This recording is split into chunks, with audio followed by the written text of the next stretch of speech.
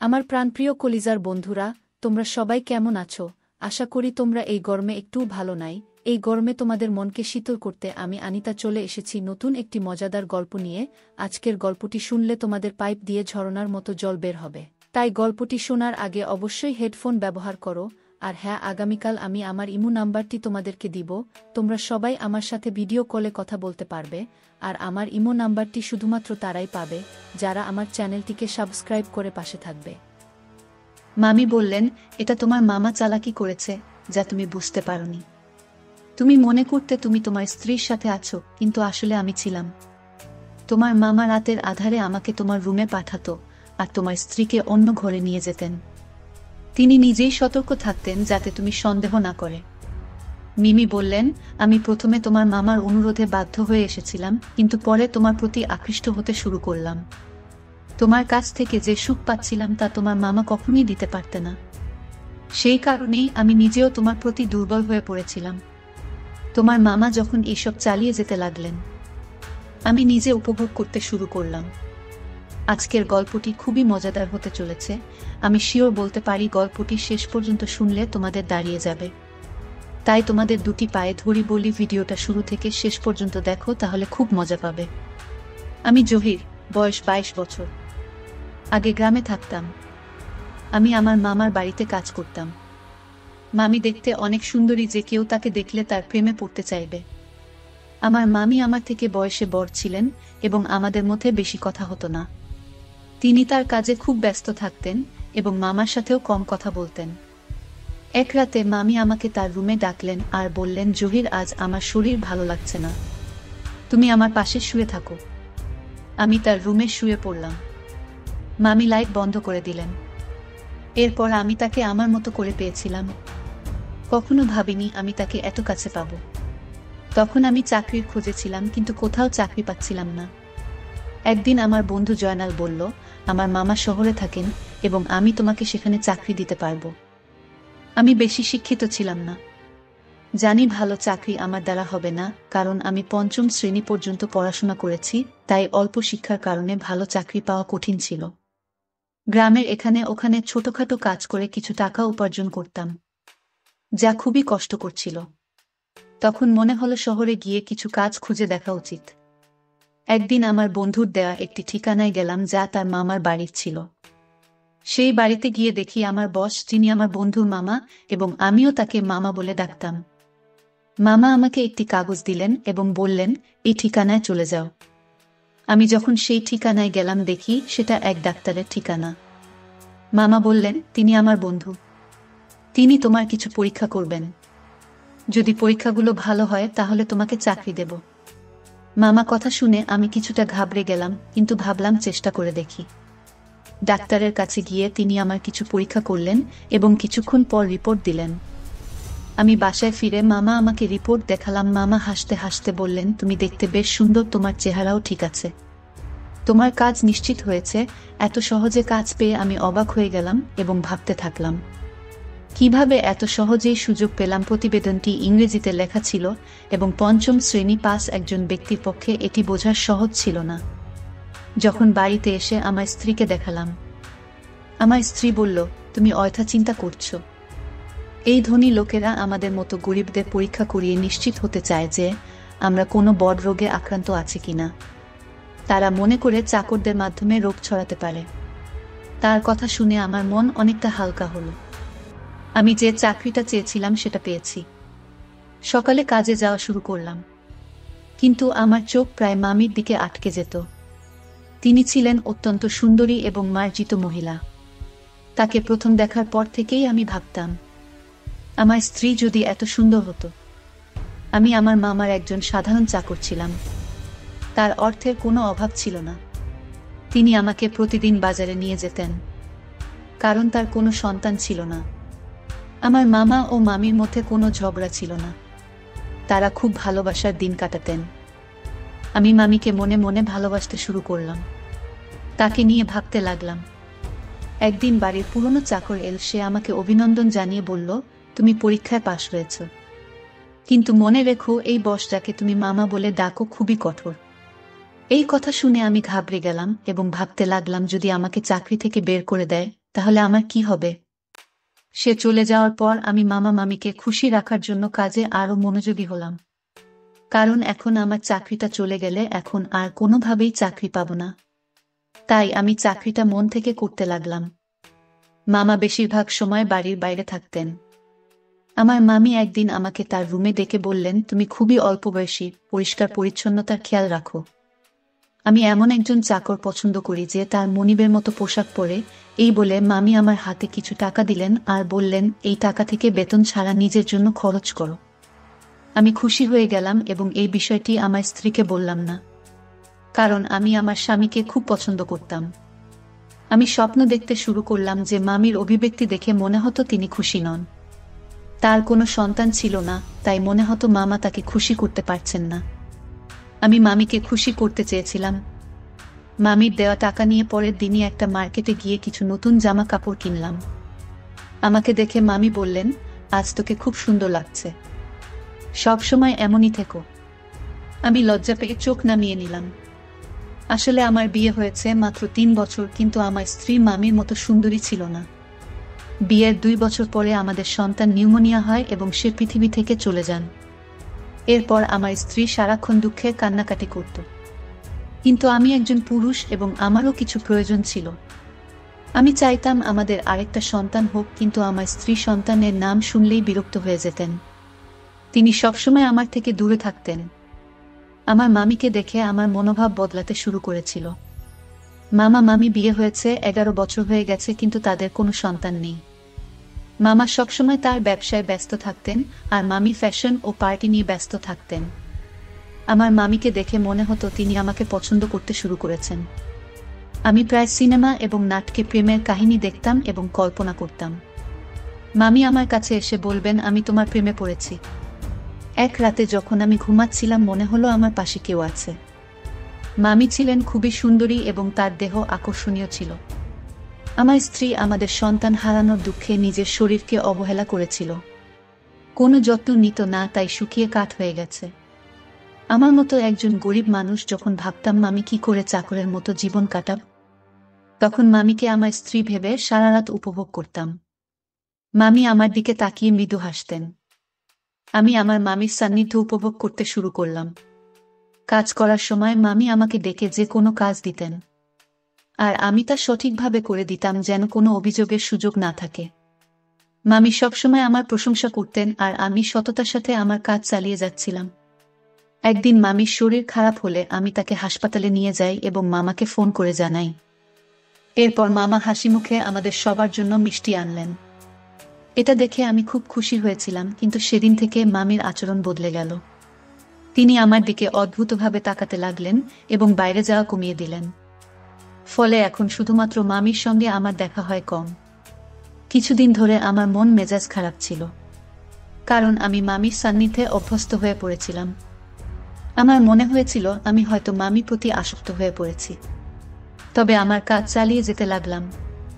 সময় চলে গেল এবং অবশেষে সেই দিন এলো যখন মামি একটি সন্তানের জন্ম দিতে চলেছিলেন। কিন্তু মামা আর আগের মতো খুশি ছিলেন না। তিনি সবসময় চিন্তিত থাকতেন। আমি ভাবতে লাগলাম মামা কেন খুশি ছিলেন না। আমি যখন বাবা হলাম তখন আনন্দে উঠেছিলাম, কিন্তু আমার মামাকে খুব চিন্তিত দেখাচ্ছিল, যেন কোনো বড় বিপর্যয় আসন্ন। এক রাতে মামা আমাকে তার ঘরে ডেকে বললেন, এই ব্যাগটা না। যদি আজ রাতে আমার স্ত্রী সন্তান জন্ম দেয় তবে এই ব্যাগ ব্যবহার করো এবং সন্তানটিকে গোপনে সরিয়ে ফেলো। আমি কখনো আমার কোনো নির্দেশ নিয়ে প্রশ্ন করিনি, তাই সেদিনও কিছু বললাম না। কিন্তু আমার মন খুব অস্থির ছিল। বারবার ভাবছিলাম কেন মামা তার সন্তানের জীবন নিতে চাইছেন। রাত গভীর হলে মামি ঘুমিয়ে পড়লেন, তাই আমি গোপনে তার রুমে গেলাম। মামি তখন চোখ বন্ধ করেছিলেন। আমি মনোযোগ দিয়ে তার দিকে তাকালাম। মামির মুখে সেই চিরচেনা সৌন্দর্য দেখে আমি মুগ্ধ হলাম, কিন্তু আমার অবস্থান মনে করে মামার কথা মেনে নিলাম। মামা নির্দেশ অনুযায়ী কাজ করার জন্য তিনি আমাকে টাকা দিতেন। আমি গোপনে মামার দেয়া ব্যাগটি তুললাম আর বাচ্চাটিকে ব্যাগে ঢোকাতে শুরু করলাম। তখন মামি হঠাৎ আমার দিকে তাকিয়ে হাসলেন। আমি শিশুটিকে লুকিয়ে রাখছিলাম এবং মামি আমাকে দেখে বললেন, তুমি কি সত্যিই শিশুটিকে হত্যা করতে চাও? মামি আমাকে জিজ্ঞাসা করলেন, তুমি কি তোমার মামার নির্দেশে এসব করছো? আমি চমকে উঠলাম এবং বললাম, আপনি এটা কি বলছেন? মামি বললেন, তোমার মামা এই শিশুটিকে মেরে ফেলতে চায়, কারণ সে ভয় পায় যে এই শিশুটি তার নয়। তার কথা শুনে আমি স্তব্ধ হয়ে গেলাম। আমি অবাক হয়ে ভাবতে লাগলাম, এত কিছুর পরও এটা কিভাবে সম্ভব? মামি বললেন, তোমার মামা সন্দেহ করছে যে এই শিশুটি তার নয়, তুমি এর বাবা, তাই সে এই কাজটি করতে বলেছে। সেই শিশুটির বাবা তুমি? এই কথা শুনে তাকে বললাম, তবে আপনি কেন বলছেন আমি এই শিশুটির বাবা? আমি এসব কথা শুনে স্তব্ধ হয়ে গেলাম। আমি বললাম, আপনি কি চান আমি এই শিশুটিকে বাঁচিয়ে রাখি না? মামি হাসলেন এবং বললেন, এই শিশুটিকে জঙ্গলে ফেলে দিও না, কারণ এই শিশুটির বাবা তুমি। আমি আরও বিভ্রান্ত হয়ে গেলাম, কারণ মামি বলেছিলেন যে তিনি কখনো আমাকে স্পর্শ করেননি। তার কথাগুলো শুনে আমার মনে হলো আমি যেন স্বপ্ন দেখছি। আমি সোফায় বসে ভাবতে লাগলাম, এত সুন্দর একজন মহিলার সাথে যাকে আমি মামি বলে ডাকি, এমন কিছু ঘটেছে কি? আমি মামিকে জিজ্ঞেস করলাম, আপনি এত সুন্দরী, কিন্তু কেন এমন করলেন? মামি বললেন, আমি খুব সুন্দরী, কিন্তু আমার পরিবার খুব গরিব ছিল, তাই আমি তোমার মামার সাথে দেখা করতে এসেছিলাম। তোমার মামা মতো ধনী হওয়ার ইচ্ছা ছিল, তাই আমি তাকে বিয়ে করি, আর সে আমাকে প্রস্তাব দেওয়ার সাথে সাথে আমি তৎক্ষণাৎ হ্যাঁ বলেছিলাম, কারণ আমি ধনী হতে চেয়েছিলাম। আমার বাবা মা ও তোমার মামার সাথে বিয়ে দিতে রাজি হয়েছিলেন, কিন্তু বিয়ের কিছুদিন পরেই জানতে পারলাম তোমার মামার সন্তান হওয়ার সামর্থ্য নেই। অনেক চিকিৎসা করানোর পরও কোনো ডাক্তার তাকে সুস্থ করতে পারেনি। তিনি মা হতে চেয়েছিলেন এবং এর জন্য তিনি যা করতে প্রস্তুত ছিলেন। তারপর তিনি তার চাকরির মাধ্যমে একটি অদ্ভুত পরিকল্পনা তৈরি করেছিলেন। তাই তিনি সবসময় চাকরদের নিয়োগের আগে পরীক্ষা করাতেন।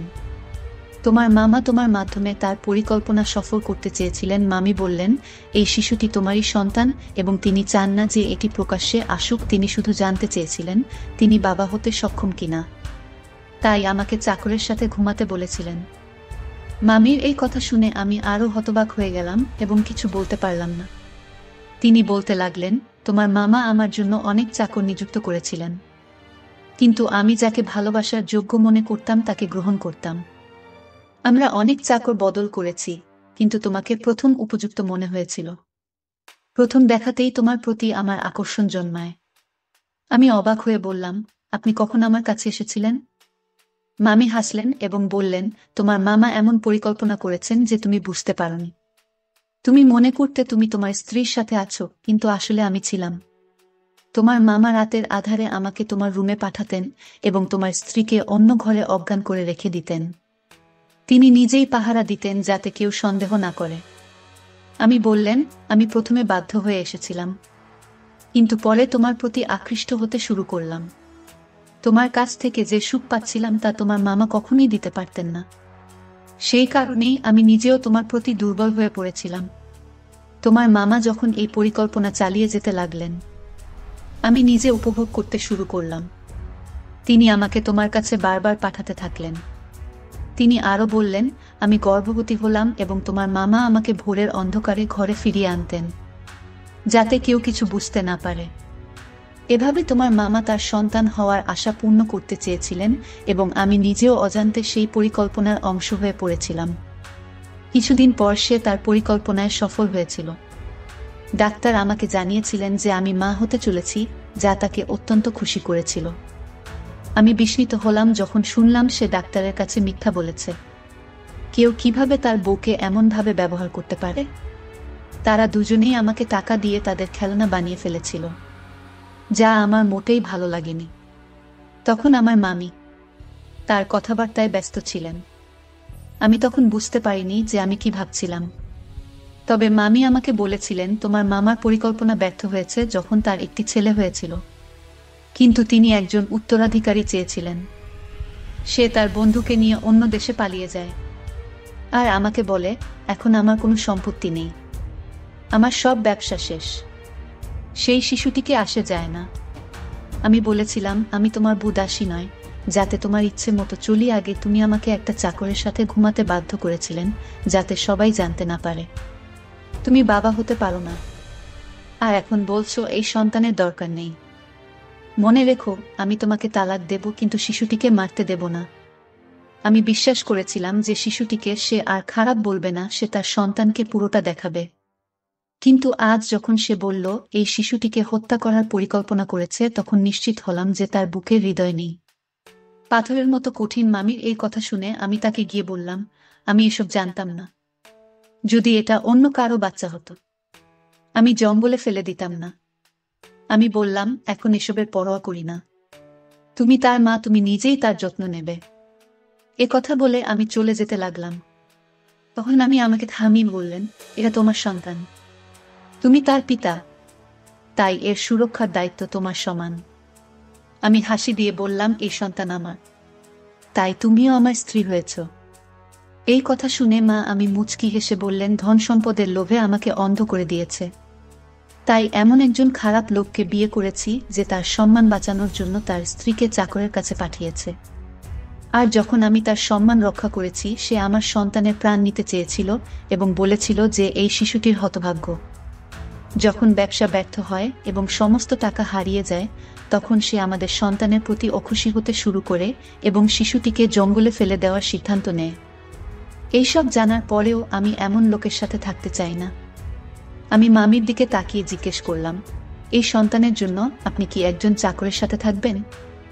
মামি বললেন, তুমি গরিব হতে পারো, কিন্তু তোমার মন অনেক বড়। তাই আমি তোমাকে বিয়ে করতে চাই, যাতে আমাদের সন্তান বেঁচে থাকে এবং ভালো জীবন পেতে পারে। মামি আমাকে জানালেন তিনি মামার থেকে ডিভোর্স পেয়েছেন এবং আমরা একই বাড়িতে সুখে থাকতে শুরু করি। মামি সেই বাড়িটি আগেই তার নামে পেয়েছিলেন।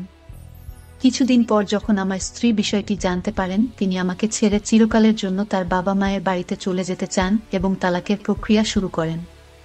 কিন্তু আমি যখন পুরো ঘটনা আমার স্ত্রীকে জানালেন, আমি তাকে অনেক বুঝিয়ে শান্ত করি। অবশেষে আমি আমার দুই স্ত্রীর সাথে সুখে সংসার করতে শুরু করি এবং আমরা সবাই মিলে সুখে থাকি। আজ আমি খুব খুশি, কারণ আমি জানতাম না যে আমার জীবন এত সুন্দর হবে। গল্পটা কেমন লাগলো জানাতে ভুলবেন না। এরকম আরো মজার মজার রোমান্টিক গল্প শুনতে চাইলে ভিডিওটি লাইক, শেয়ার এবং সামিয়া ব্লগ চ্যানেলটি সাবস্ক্রাইব করতে ভুলবেন না। বন্ধুরা, আমি আসবি অনেক কষ্ট করে তোমাদের জন্য ভিডিও বানাই। আর পরবর্তী গল্পে আমি আমার ইমো নাম্বার দিব এবং তোমরা সবাই আমার সাথে ভিডিও কলে কথা বলতে পারবা। শুধুমাত্র যারা আমার চ্যানেলটিকে সাবস্ক্রাইব করবে, আমি তাদের সাথে ভিডিও কলে কথা বলবো।